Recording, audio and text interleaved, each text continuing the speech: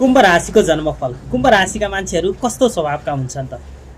कुम्भ राशिका व्यक्तिहरू स्वतन्त्र विचारधाराका हुन्छन्, समाज सुधारक हुन्छन्, नयाँ प्रविधि तथा विज्ञान सम्बन्धी अति रुचि राख्ने खाले हुन्छन्, मान्छेहरूसँग मिलनसार हुन्छन्, कहिलेकाहीँ आफ्नै दुनियाँमा धेरै रमाउने गर्छन्, तर्कशील हुन्छन्, धेरै कुरामा आफ्नो दिमाग प्रयोग गर्ने खाले हुन्छन्, मित्रवत दयालु हुन्छन्, साथीहरू छिट्टै बनाउँछन् तर आफ्नो भावनाहरू सेयर गरिहाल्दैनन्, प्रेममा आत्मीयता चाहन्छन् तर उनीहरूको मनको भावना बुझ्न निकै गाह्रो हुन्छ। कुम्भ राशि हुने मित्रहरूको साथीलाई जीवनसाथी बनाउन खोज्ने हुन्छन्, विवाहपछि स्थिर र जिम्मेवार बन्छन्, परिवारमा आदर्शवादी र नयाँ सोच ल्याउने खाले चाहिँ कुम्भ राशिका व्यक्तिहरू हुन्छन्।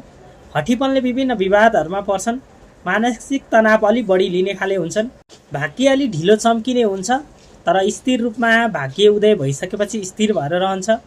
परोपकार गर्दा भाग्य छिटो उदय हुने सम्भावना हुन्छ। कुम्भ राशिको व्यक्तिहरूको बाँकी जानकारीको लागि हजुरहरूले मलाई फलो गर्न सक्नुहुन्छ अथवा मेरो युट्युब च्यानलमा गएर हेर्न सक्नुहुन्छ। मलाई फलो गर्नु भएको छैन भने फलो गरेर साथ दिनुहोला। सम्पूर्ण मित्रको जय होस्।